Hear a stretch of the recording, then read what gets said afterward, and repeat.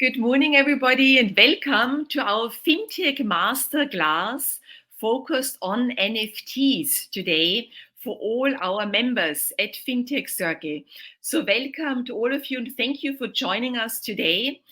We are focused on NFTs, which is a key important topic for most of us working in financial services nowadays. And we want you to understand in detail how it works, how big the market is already, the opportunities to be involved. And so we've created a two-part masterclass. Today we'll be focused on the market itself to know what are NFTs in detail and about who is buying them, who is selling them, to understand the ecosystem a little bit better. And then in 2 weeks' time, we will go into the details of how you actually can print your own NFTs, how you can mint your own NFTs. We will have a practical demonstration how to do that.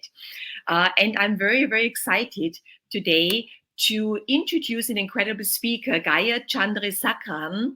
And Gaya is a vice president at Santander. So she is responsible for part of the Global Digital Solutions Group and Santander as VP. And that's her main job. But in her private life, she's an artist. And today we will learn from her expertise as being an artist and how to mint and how to know how to use the whole NFT space for your own art, if you're an artist, or if you're in financial services like I am and like many of you are and most of our members are, how to make NFTs work for you as part of your strategy overall when you want to assess how NFTs work.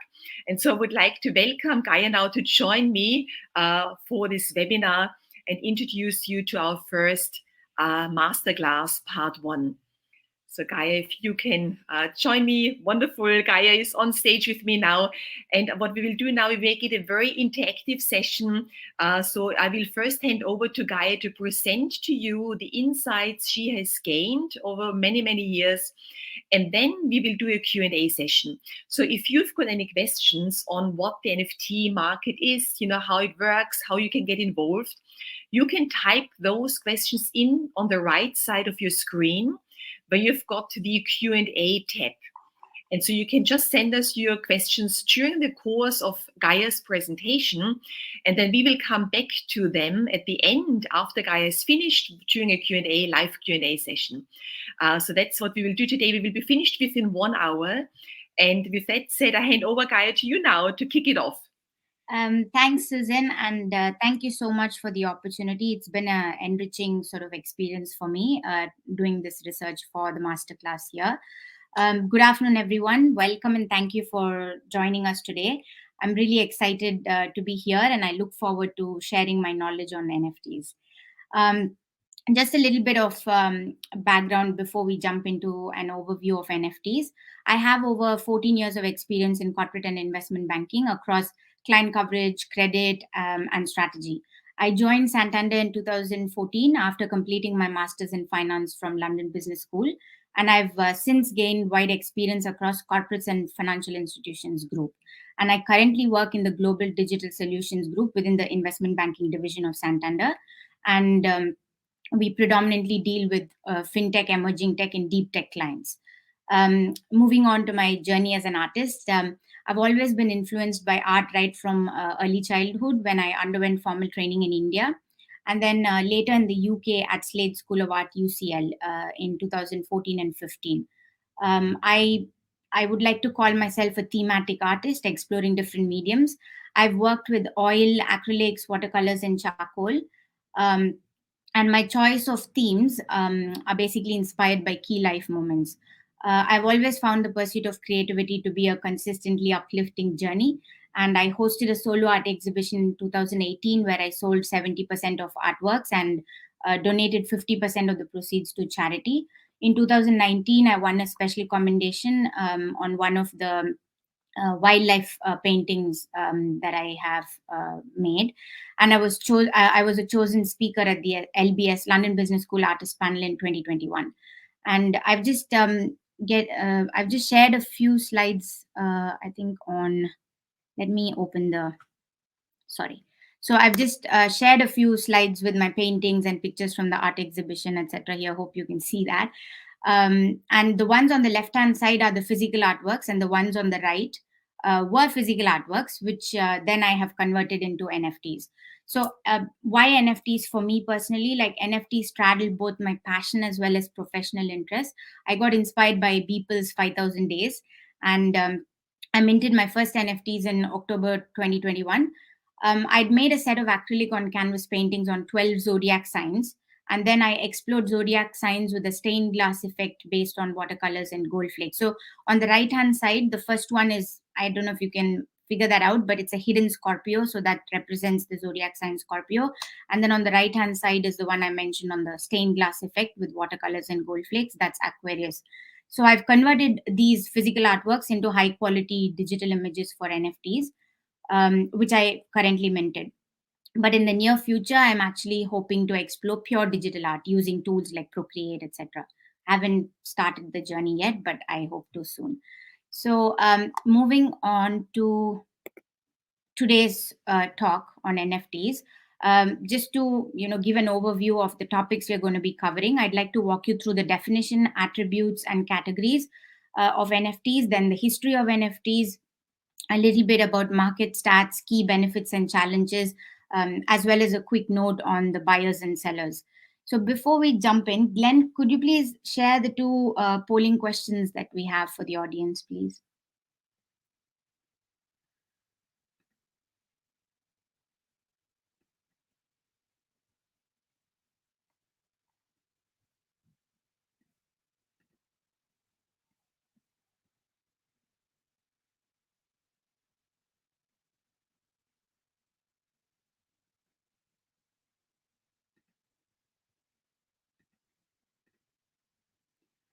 So just giving a few seconds for the results.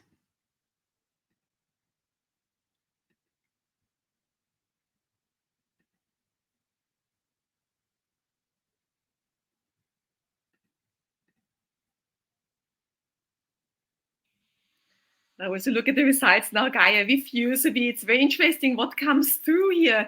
So we see 100% of our attendees have invested in cryptos.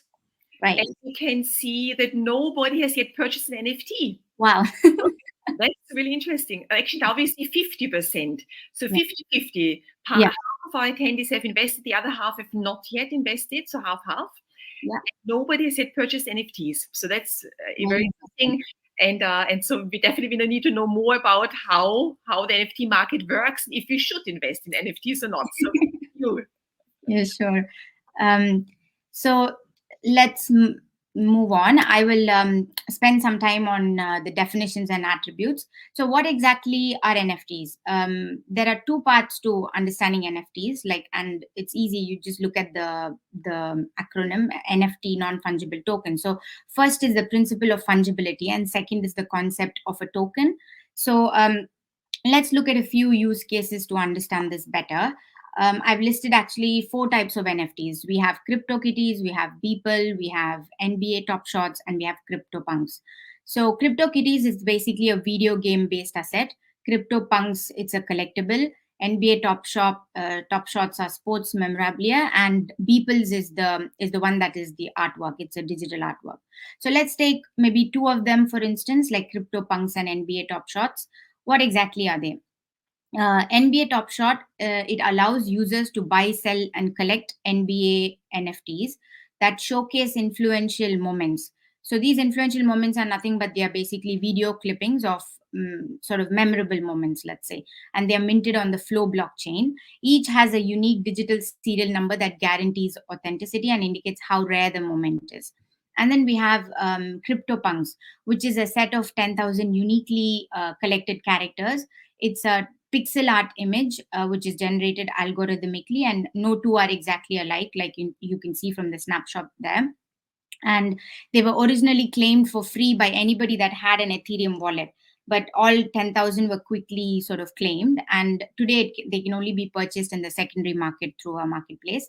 And the thing is, if you look at the top 12, the largest sales in the top 12, each one of them is over 1 million. So imagine like just getting them for free, and then now they're being worth over $1 million. But I'm sure in the last few weeks and with the crypto crash, it must have fallen in value. But this was taken like maybe early April is the snapshot that I've taken. So please note the use of the term unique, right? So NFTs are unique, they are of different value, and they can't be interchanged or substituted. Just to provide some context, like non-fungible assets, digital assets, example is NFT, but what about non-digital assets? So assets like diamonds, land, or basketball cards are non-fungible because each unit has a unique quality that adds or subtracts value. For instance, let's take diamonds. Each of them have a different cut, color, size, grade, and they're not interchangeable, so they cannot be referred to as fungible goods. So hope this sort of clarifies on the concept of non-fungible assets. And then just to contrast this with fungible assets, each unit of which is identical and interchangeable, such as take all cryptocurrencies, for instance. All cryptocurrencies, Bitcoin, Ethereum, etc. One unit of a Bitcoin is substitutable, replaceable, and interchangeable with another unit of Bitcoin, if that makes sense. And also, just to extend this to non-digital examples, for instance, banknotes, commodities, common shares, all things being equal, because if you have damaged commodities, then of course, you can't say the damaged ones are fungible with the fresh ones or high quality ones. But all things equal, one unit of a commodity is equal and interchangeable with another unit of the same commodity, right? So this is the concept of fungibility versus non-fungibility. So hope this explains the first principle and clarifies how NFTs are non-fungible. Moving on to the concept of tokens, which is the second element that I said, there are two elements to understanding the meaning of an NFT. The second one, of course, is the concept of a token. And NFT is basically a token or a receipt of ownership. Please note, it's a receipt of ownership. It's not the asset itself, right? So it points to an asset, but it's not the underlying asset itself. And an NFT is generated basically using a smart contract, which is a computer code stored on a blockchain. And it includes, like, the smart contract includes a few different fields, such as it has the token ID, which is the unique identifier of the specific NFT. Then it has the blockchain wallet address of the current owner, and it also points to the location of the asset. So where the asset is stored is mentioned in the smart contract. There are, if you look at the center, there are 12 different categories of NFTs, and anything that doesn't fall within these would probably come under the 13th one, which is miscellaneous online items. So as you probably have heard, NFTs can be art, collectibles, domain names, music, photography, sports, the usual suspects. But then there are a few peculiar ones as well. So let's pick a few of those peculiar ones, such as maybe virtual land, ticketing, real world assets, and fashion, to get an overview of what they represent. So take virtual land, for instance, right? This includes land in video games as well as in the metaverse, which is like the virtual world. And then it might seem like an extremely redundant asset with no real world practicalities, but it has great potential. The virtual piece of land can be used to place advertisements inside a video game, create virtual assets, etc. Right? So that's virtual land. And then moving on to ticketing. Tickets for events can be minted now on blockchain platforms and then can be auctioned off by the organizers. NFT tickets can also be sold at a fixed price. This would significantly reduce forgeries, and it also adds a sense of memorabilia because after the events, these tickets can also be stored and resold as collectibles. And then you have real world assets. A real world NFT is a token that signifies virtual ownership of a physical asset. So, and it sort of establishes legal contracts of warranty, insurance, enforceability, etc. So that is real world assets. And fashion. This is really interesting because virtual fashion includes clothing and accessories made for digital avatars and video game characters, right? So we have Louis Vuitton and Burberry that have come out with a line of NFT fashions, including kimonos and sneakers for their digital avatars. So this is all about the categories of NFTs. And based on what we've seen in the past few minutes, the attributes of NFTs should be pretty straightforward to grasp, right? So NFTs are unique, they are traceable, They are indivisible. There's only one NFT of each kind. So it's unique. And also you can't divide an NFT. Theoretically, you will see in the second masterclass that there are exceptions to this rule. But in general, NFTs are indivisible. And then they're programmable and from the smart contract point of view. So they're based on a smart contract, which is programmable and it's a software code. So, and then they're rare. That comes from the fact that they're unique. So, I think we've, could we, Glenn, could we have the next polling question, please, before I move on?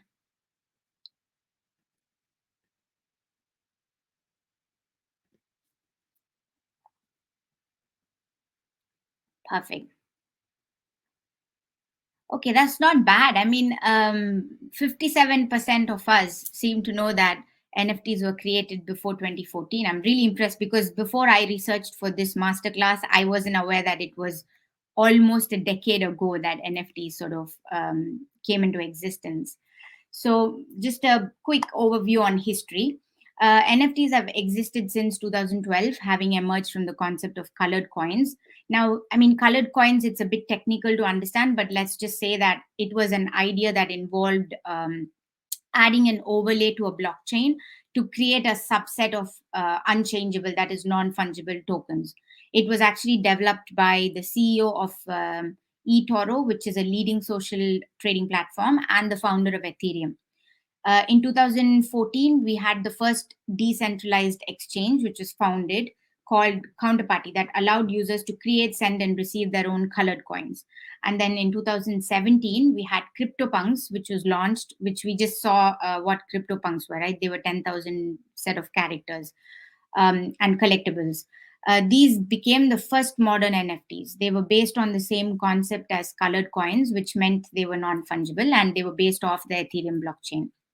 And in 2018 is when we had the NFT marketplaces such as OpenSea, SuperRare, and Nifty Gateway sort of be launched.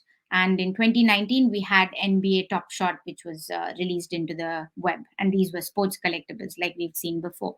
And then it's only in 2021 that NFTs gained global attention, when people sold his NFT 5,000 days for 69 million at a Christie's auction, and Jack Dorsey sold his first tweet for 3 million. So that's about and a quick sort of recap of history of NFTs. Moving into the NFT market, I mean, there's a bigger table with a little few more sort of stats in the appendix. It was too small to add here, so I've just inputted. I mean, kept main sort of key criteria that we would need to refer to here. So the NFT market, it basically was under 1 billion in 2020, and it leapfrogged to 41 billion in 2021. And this despite the challenges of fraud, scams, and market manipulation, right, which are predominantly associated with an unregulated market space. And buyers spent almost as much on digital collectibles in 2020 as traditional art. So traditional art market is worth around 50 billion. So in 2021, the total volume of NFTs traded both in the primary as well as in the secondary market, it totaled around 18 billion. This is the first figure in 2021, the first metric which says volume of dollars traded in the chart. So what happened is, if you see, the 18 billion is across all the NFTs, right, across all categories of NFTs. So moving on to the next slide, we see that of this, the crypto art market contributed only 3 billion of the 18 billion of total volume. And then we also know that the four main blockchains in 2021, the sort of volume traded splits across the four main blockchains. The main one is Ethereum. As you can see, it's more than 3/4 of the transactions are routed through Ethereum blockchain. Then you have Ronin at 19% and Flow 5%, Immutable X 1%. So, I mean, Ethereum, I'm sure most of us have heard of. Ronin, Flow, yes, because NBA Top Shots is based on Flow. But Ronin and Immutable X were pretty much new to me. But just to be aware that these are just like other blockchains. That's it. And then just one slide on the expected market size, like the NFT growth trajectory. This is based on figures provided by a global tech research company called TechNavio. And they claim, according to their research, they expect the NFT market to grow by a CAGR of 35% per annum in the next 5 years, from 41 billion market size to 147 billion market size, right? And one of the key drivers of growth is expected to be the increasing demand for digital artworks. However, I think the uncertainty of the NFT market can hamper the growth of the market during the next few years. But there is this is just to show that there is huge potential, and because of the wide applications which we'll explore in masterclass 2, it is here to stay. Of course, there are these cryptocurrencies have crashed and such, like in recent times, but NFTs are here to stay. Then Glenn, could you share the next polling question, please? I think we have one for now. Thank you.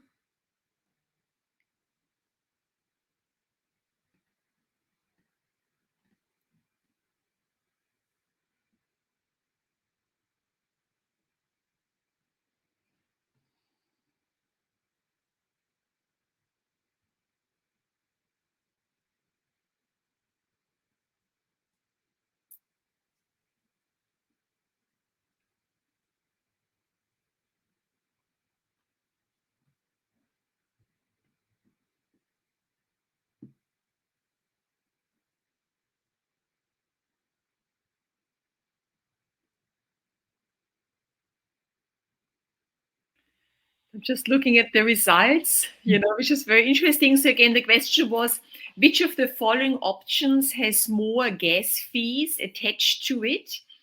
And gas fees, Gaya will explain what gas fees are, but we have, as a response, we have almost 80% said transferring NFTs and or cryptos from one wallet to another has got more gas fees, while we have about 22% who said deploying a smart contract with several features onto the blockchain has got higher gas fees.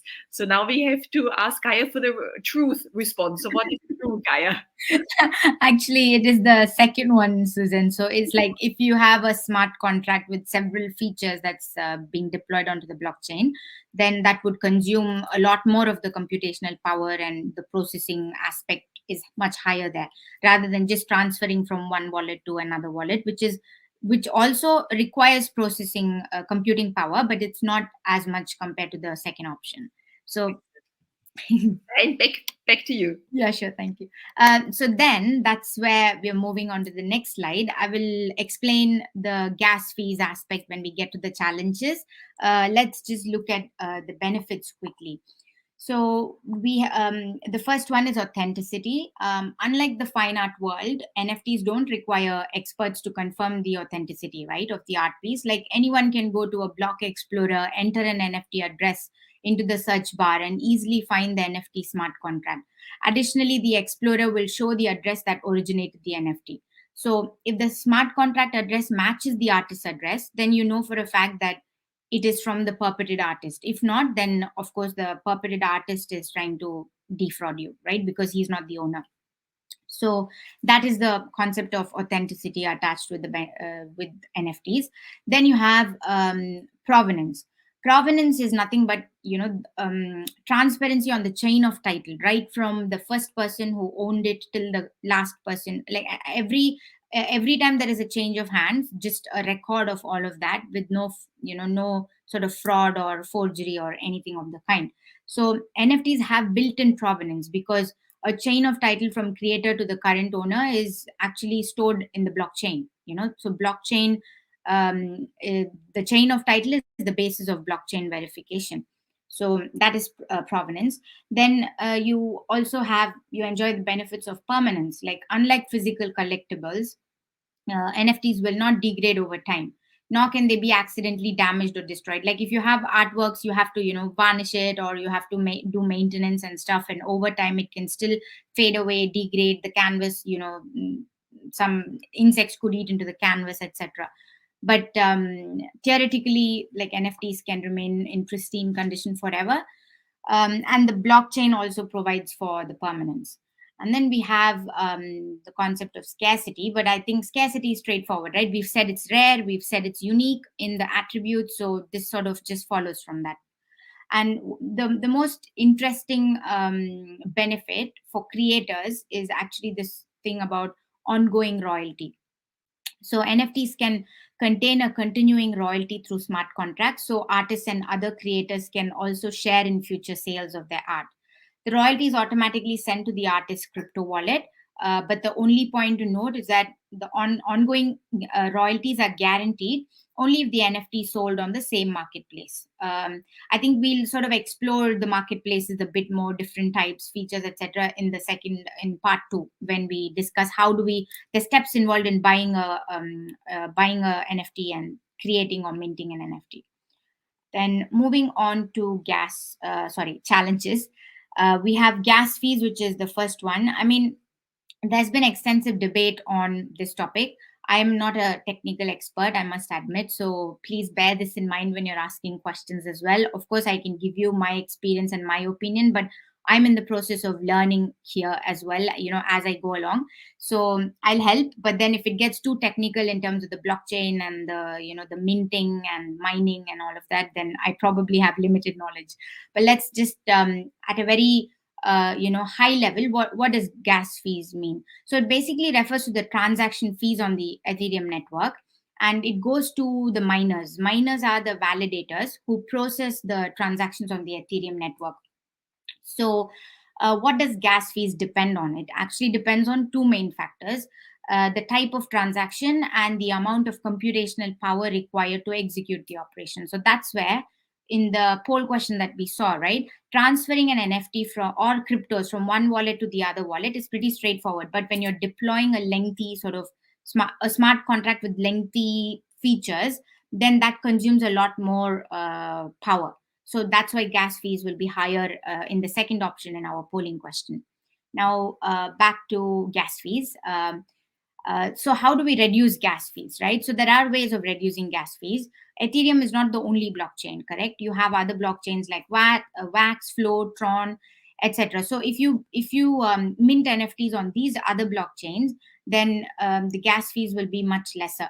And also, there's this blockchain called Polygon, which allows for free minting of NFTs, and it's more efficient. It's touted to be more efficient as well. And the second way of reducing gas fees is through the use of a side chain. Now, this again gets pretty technical, but let's just say that the side chain is a secondary blockchain that's connected to the primary blockchain. So that sort of makes sense, right? Because primary blockchain is expensive, then something which is like an offshoot of that, intuitively it should be less expensive. So that's how I've understood it. So that's the concept of a side chain. So this is about gas fees. So let's move on to the content storage part, right? This is again an interesting point. So in the challenges, if I would like to highlight two or three of the interesting ones, gas fees would be the first one, content storage would be the next one, and then we have delivery of perks and physical items. So let's look at content storage. Where exactly is your NFT content? Like we spoke about the smart contract sort of pointing to the location of the NFT, but I mean, not everybody has the technical knowledge to actually go into Etherscan, look for the smart contract, look at the codes, look at whether you can figure out where the location is, etc. Right? So, and more importantly, how safe is it? Do we know that? So, and the NFT is permanent as long as the blockchain continues to exist, right? And so the smart contract is present on a blockchain. We've been saying that a few times. But the asset itself, which is the NFT file, it may sometimes be stored on a centralized server by the project owner. Like, I'm not saying this is the case, but take, for instance, Yuga Labs, which minted BAYC, or Labs, which minted CryptoKitties, right? So these are sort of private project companies, right? So what if they store it on their own private server, or private server? So that is not safe because it's centralized, correct? And there's always scope for corruption. So that's this point here. So putting it on a centralized server is the least desirable option because it makes the assets more vulnerable to being lost or corrupted. And so there are two so then what else can we do, right? So there are two preferred options. You can either store NFTs on chain, or you can store them in a decentralized hosting system, right? So on chain means you store them on the blockchain, right? But then the problem is if it's a project that has like 50,000 images, then you can imagine how heavy the image is. So then it becomes difficult to store, not difficult, it becomes expensive, prohibitively expensive to store it on the blockchain. So then what happens is you can store it on something called interplanetary file system. This is a decentralized hosting system. You have a few other names as well, which I've looked up in the internet, but I haven't I haven't noted it down to sort of give it to you here today, but you can just research, and there are a few other decentralized hosting systems, I'm sure. So the on-chain, for instance, if you take CryptoPunks, they were initially stored off-chain when they were minted in 2017 when they were launched, right? But then since August 21, they've moved on-chain, meaning now they're stored on the blockchain. The NFT file itself is stored on the blockchain. So that was the second interesting one. Then you can the imposter point, we'll understand a bit more when I walk you through the latest news on NFT fraud, because there are a lot of scammers that could imitate a particular NFT artist, and who's to say which is authentic, which is not authentic. That's the flip side of a decentralized system, correct? And the thing is, again, additional reproductions are sort of similar to the imposter. Like imposters where a third person imitates the NFTs, whereas additional reproduction, it refers to the NFT artists themselves creating a second copy of the original NFT that they have done. Like there's nothing that you could do about it. You can complain to the NFT marketplace and the artist will get blocked, but then if the artist is there for a one-off profit, then nobody can do anything about it, and you're still left with an NFT which is supposedly unique, but in reality is not, because there's probably one or two other copies in the market, right? So the next one is delivery of perks and physical items. So there's this concept called unlockable content in OpenSea or in any NFT marketplace, which is like the creator can offer perks, or they can offer gifts to the buyer of their NFTs. So for instance, you can either offer tickets, or like tickets to tickets for gaming, or tickets for sports show, or you can even send over the physical artwork to the buyer of your NFT. But then the problem is you can't do that through just like a sort of text box there, correct? So all you can do is share your email address. Like the creator can share the email address and say, please reach out to this email address and I will send it to you. But who's to guarantee that, right? Nobody can guarantee that. The buyer can only email the creator, and then if the creator chooses not to send it, there's nothing much that the buyer can do. So that's a problem. And then you have environmental effects. Now this comes from the topic of gas fees, the transaction fees, the computational power required. So there's a lot of energy consumption behind this. So there's ongoing debate as well on environmental effects of NFTs. But I'm sure as we sort of, it's a very nascent market, so as we sort of mature, not even mature is like really further down the line, I think, but as we progress in the path, then I'm sure there'll be workarounds for all of these sort of challenges. And then you have high taxation. I'm not sure if there could be a workaround for that, but sometimes the taxes are almost even up to 28%, so it's pretty high. Taxes on NFT sales, I mean. So these are pretty much the sort of most significant challenges that are associated with NFTs. Let's look at some of the latest news on NFT fraud. So research shows that NFT scams have increased by 400% in the UK and between 2020 and 2021. And these are like, it could be phishing, it could be pump and dump, it could be counterfeit NFT. So what is phishing? Phishing is you have like somebody send you a link, and then you click on the link and automatically your wallet connects to the link, and they either steal your NFTs attached to the wallet, or they steal your money from the wallet. They steal your cryptos itself from the wallet. So that's phishing. Pump and dump is artificially inflating the price of an NFT and then dumping it in the market. And then because it's artificially increased prices, once you dump it at a high price, then the value of the NFT tanks. And then counterfeit NFTs is what we saw, which is imposter, which is like people coming up with duplicate ones, which is not original. I mean, BAYC, if you see here, 3 or 4 of them are about the board Ape Yacht Club, right? So BAYC has been the target of many scammers and fraudsters over the past few months. And it's for obvious reasons, right? Because the NFTs minted by Yuga Labs, the BAYC creators, it's quite valuable because it's like sort of elite kind of ownership, okay, elite community, elite club. So that's why it's been really coming up in the news for all the scams, and they also recently had the virtual land sale, which created another uproar in the market because there were it pushed up gas fees to hundreds of thousands of dollars, and in the end, people were not able to secure like a piece of the virtual land which was on sale. So Yuga Labs promised to refund those people, those members who could not get a virtual land sale, but they ended up spending tens of thousands of dollars on gas fees, and that ended up becoming a scam. So there was like, I think, 5 million 5 million loss, I think, or yeah, 5 million, 3 million. It's just like in millions people. So yeah, that's the latest news. And Glenn, I think we have one more poll question, right? Could you please share that? Thank you so much.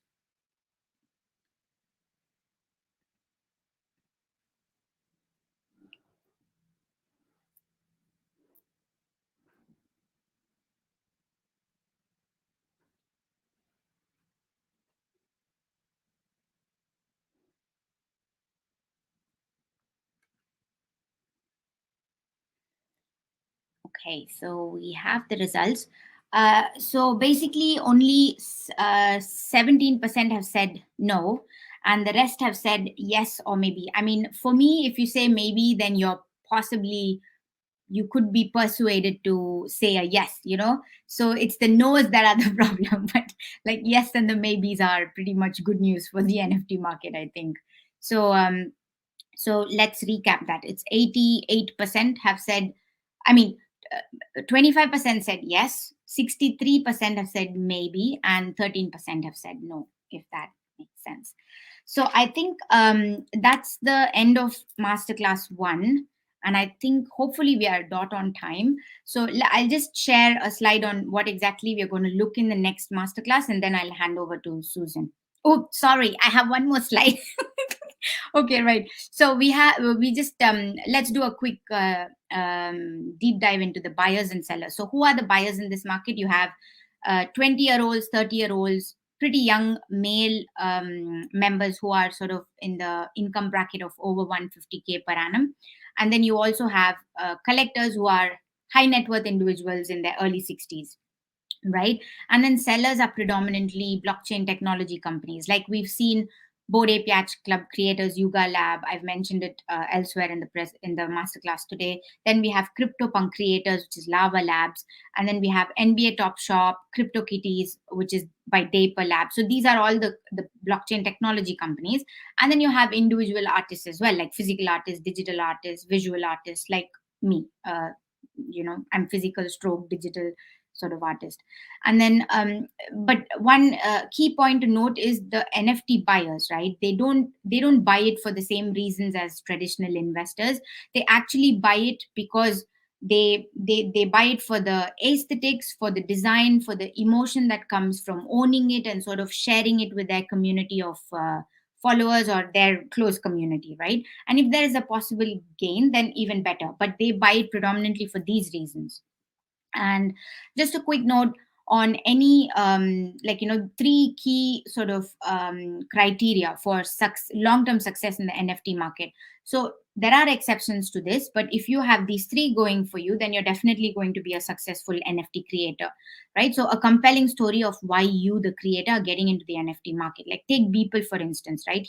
He's done that 5,000 day artwork for the last 10 years, and he's had a huge fan following, and he's had other digital artists who are inspired by him, who joined him on the journey, etc. So there's like a very compelling story for people. And then a reputation that you can translate to your NFT. So Beeple has had that sort of social media presence, etc. For a long time. He has had that reputation, which he's then been able to transfer onto the NFT market. And then future assurance of lasting value of NFT. So that predominantly goes to just discuss whether the NFT artist is a one-off. Is he going to vanish, or is he going to be there for the long term? So of course, Beeple is not going to go away. He's vested in this. He's very much around. He's very much still doing artworks. It's very much still valuable, etc. So these are the three key criteria that I've actually could think of for success of NFTs from a creator's perspective. So the second masterclass will be on the 24th of May. Please register if you haven't already. And I'm just going to share a quick snippet on what we're going to be doing in the second masterclass. We're going to be discussing how buying of NFTs, creating, selling of NFTs, what are the steps involved, then how can you secure your portfolio, then NFT applications in general, as well as specific to finance. And then we'll be doing a live minting session. I'll bring up a couple of my artworks, go into OpenSea, and then I'll be showing you how exactly do you upload it and what are the processes involved in that. So I'm handing over to Susan to start our discussion. Thank you so much for the opportunity. A wonderful guy, and thank you so much for sharing your knowledge and your expertise. It was fascinating. I was incredibly interested to learn how big the market is already, the NFT market, and that the NFT market actually is as big as the traditional, art market, that both are of equal size, which is unbelievable, impressive. Yeah. And also who the buyers, the sellers are, their demographics was also super interesting. Yeah. And also about the scams, the frauds to be aware of. I think you shared so much valuable content, and we've got now our questions coming in from the audience. Okay. So let me ask you the first one, Yeah. which is about thefts of art. So this Michael, he asked, have there been thefts of art, NFTs, as they happen in the cryptocurrency space so often? Yes, I mean, they have. So, the thing is, I didn't go too much into the details of the articles that I posted, right? Like, take BAYC, for example.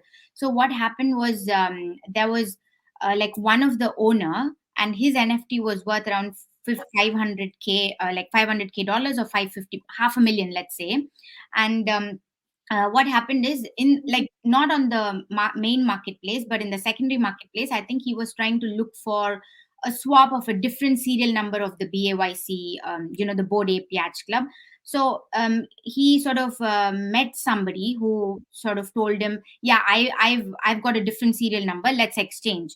So because there was nobody to prove whether that's genuine or it's counterfeit, what happened is he just connected his wallet, and within seconds, like it swapped. He got the other NFT, but after he got the other NFT, the second serial number, he realized that it was not original. It was a screen grab of the original, and then he lost $500,000 just like that in seconds. So yeah, it is very much possible, and it's very much happening.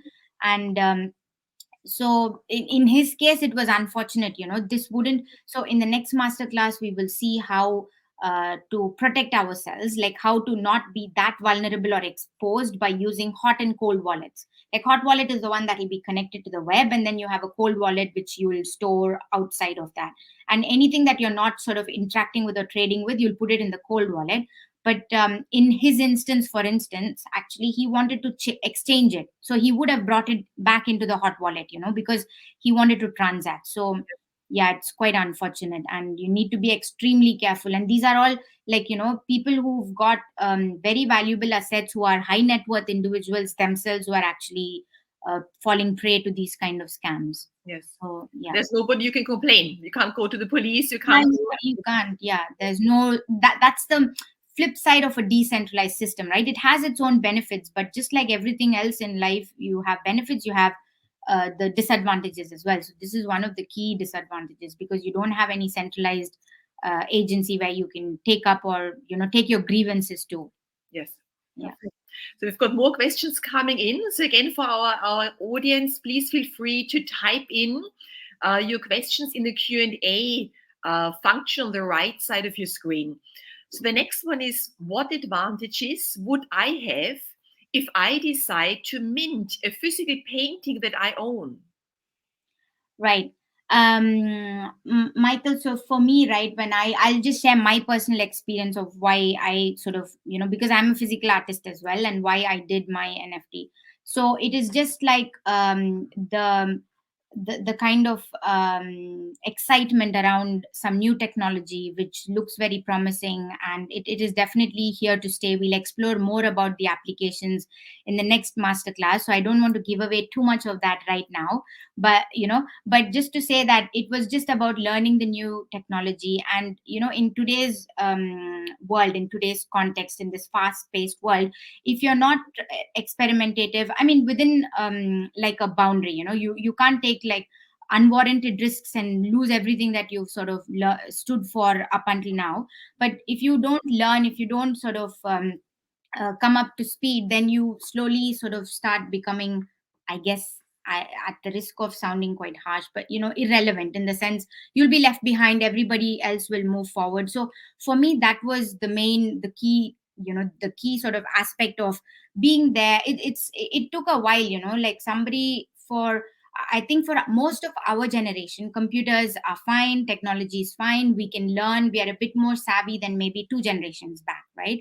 But even for me, I found it challenging to open a crypto wallet, to link it to the OpenSea marketplace and mint it. But once I did it, it's just the sheer excitement of having done that. And and then the thing is, perhaps linking it to your cryptos could get you better value as well, if you know what I mean. Like if you have, probably, because I'm now thinking of pricing artworks, etc., and I sold a couple of them recently. So just let's say 12-inch to 16-inch piece.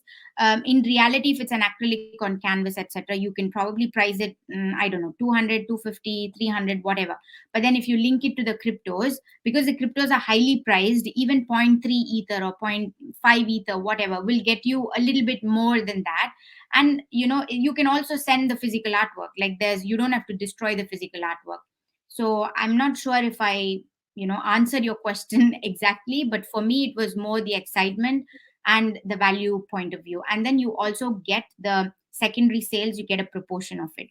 But then now I'm learning that it's not just like a one time thing. You have to work on selling you have to engage, you have to be a collector, you have to buy, you have to like, you have to share, etc., etc., to be able to sell on the market. So my next experiment is how can I sell more. I managed to sell one of my NFTs for half a ether when ether was 2,800 or 3,000, not not now, but Fantastic, Gaya. Excellent. Yeah, so basically, in summary, you can, if you've got a physical art piece at home, you can create an NFT and sell it on OpenSea because it's your own piece of art. Exactly.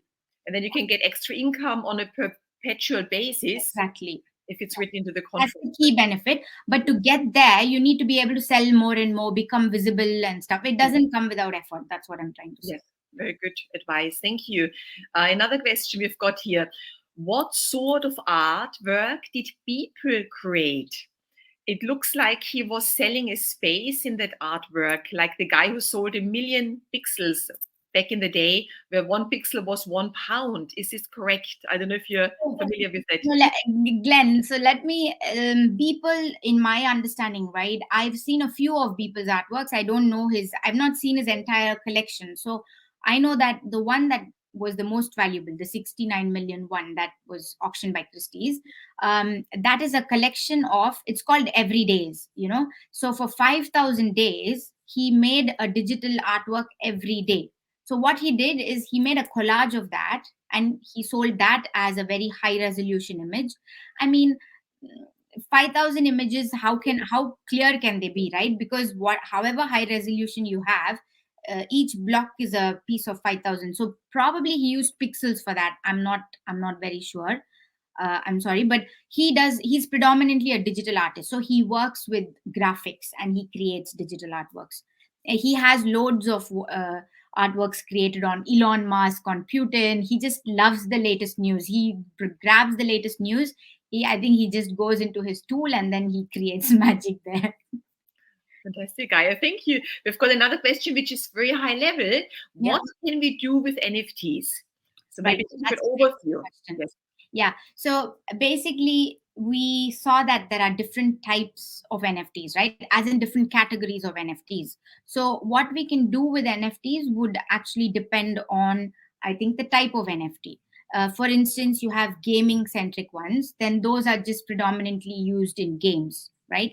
And then you have sports memorabilia and stuff, which is like people just love collecting collectibles, and the memorabilia are basically like collectors collect them. And then you have the artworks, right? So there are increasingly people who are planning on getting digital displays for home. So just like you display your physical artwork, you have digital displays, and you have NFT galleries, which are physical galleries, but they have digital displays where they display the NFT artworks. And then it's the similar concept as that of going for an art exhibition, like a physical painting which is put up when you have an exhibition. Here you have the NFT galleries have digital displays of those NFTs, and you go physically in there, you pay for the ticket, for the exhibition, you go in and you see all the digital displays. So that is interesting. And then I think NFTs in general will have massive scope and applications in the metaverse. Like I was speaking to like one of a collector friend that I made friends with on Instagram, social media. And he was mentioning that he's an NFT collector, so he's got a huge collection in OpenSea. If you go to his profile, you will see that he has 150 200 NFTs that he's collected. And I think he would probably fall in that HNI early 60s kind of category. And he was telling me that the next step for him would be to open a art gallery in metaverse. How does that sound?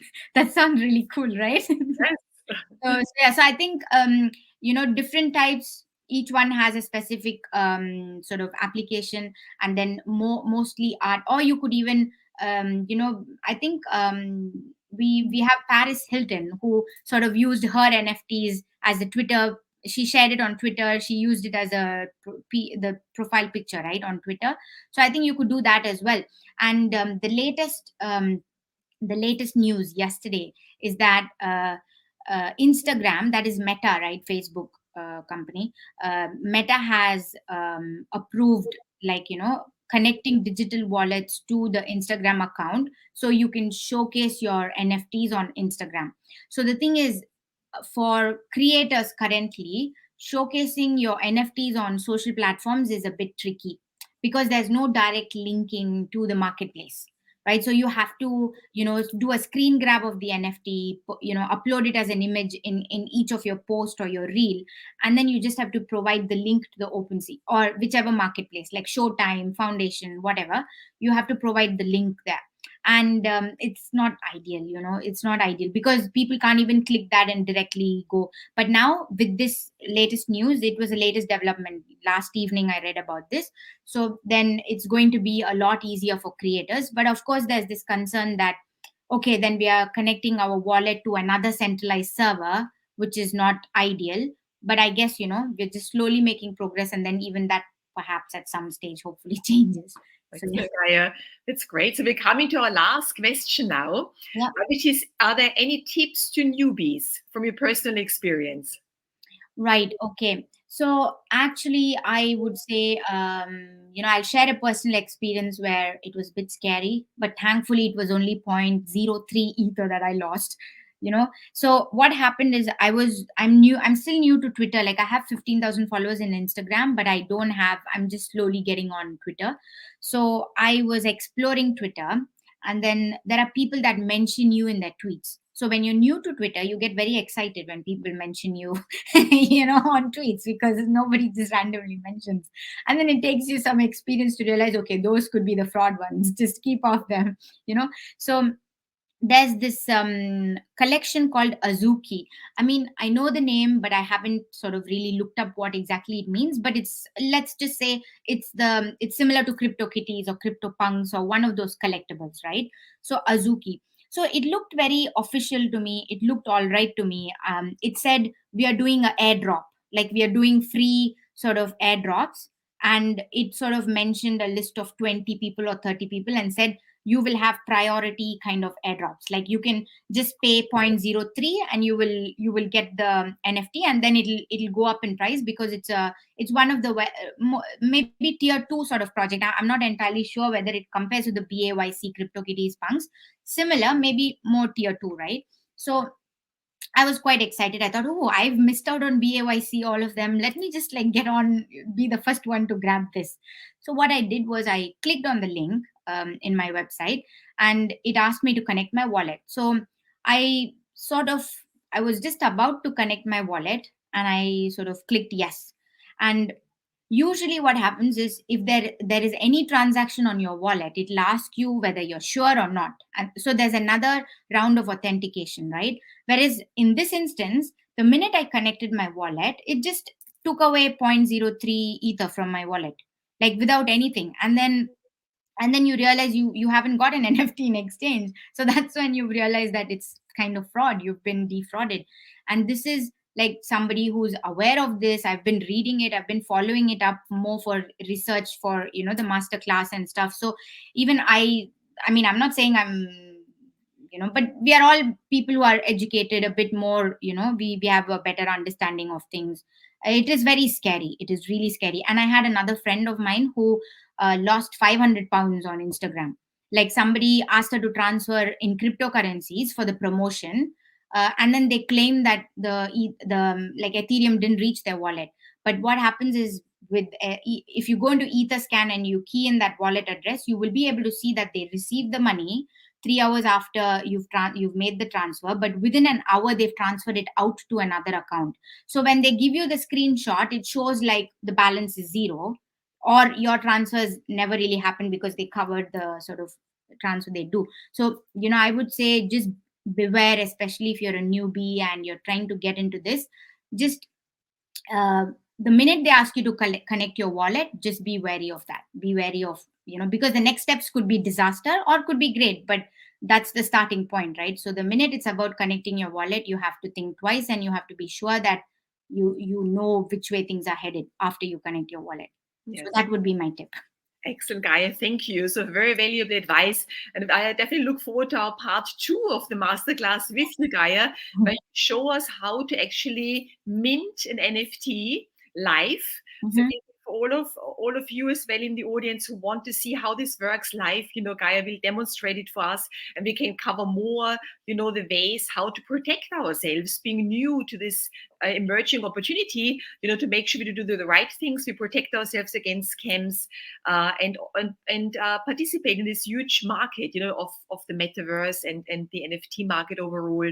So with that, Gaya, I want to thank you so much for your excellent presentation today, for sharing your knowledge with the FinTech Circle members, and for being also, which we'll announce officially very soon, but becoming our expert in residence for NFTs.